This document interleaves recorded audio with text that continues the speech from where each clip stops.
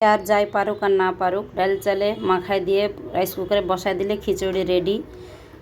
আজ আমি এরকমই একটা হাতে মেখে খিচুড়ির রেসিপি নিয়ে হাজির হলাম আপনাদের মাঝে। আসসালামু আলাইকুম। এখানে আমি চিনি কুড়া পোলাও চাউল নিয়েছি 2.5 কাপ, রাইস কুকারের পটের 2.5 কাপ, আর ডাল মসুর ডাল আর বুটের ডাল আমি রাত্রে ভিজিয়ে রেখেছিলাম, ওটা কোনো মাপ করিনি, এমনি পরিমাণ মতো। আর নিয়েছি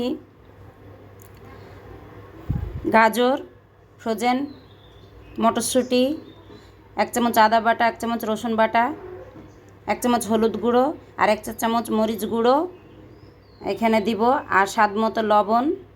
এনে সব কিছু দিয়ে একসাথে মাখিয়ে নিব। আর 4টা পেঁয়াজ কুচি কুচি করে কেটে নিয়েছিলাম, 4-5টা কাঁচামরিচ চিড়ে নিয়েছি।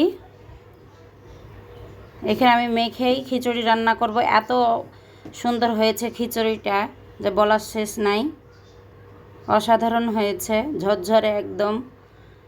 আর চাউলটা আমার একটু পুরনো চাউল, ওই জন্য খিচুড়িটা বেশি ঝরঝরে হয়েছে মনে হয়, কি আমি জানি না।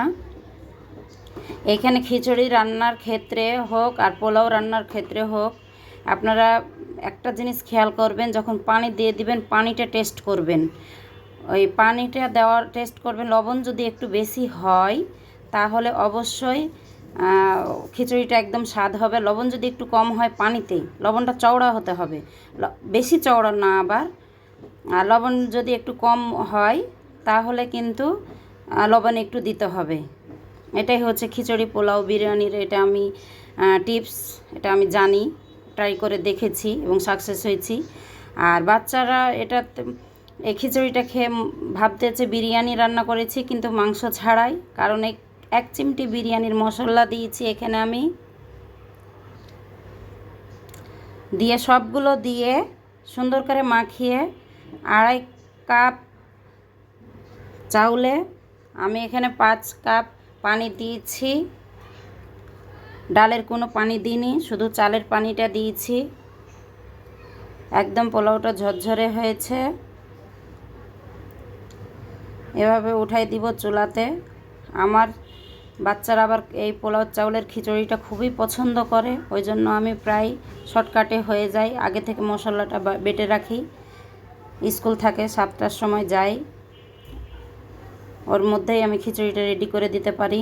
আলহামদুলিল্লাহ, প্রতিদিন আমার ছেলেকে সকালের নাস্তা খাইয়ে পাঠাই। এই যে হয়ে গেছে ঝরঝরে খিচুড়ি রেসিপি। অবশ্যই আপনাদের ভালো লাগবে, এবং ভালো যদি লেগে থাকে অবশ্যই কমেন্টে জানাবেন।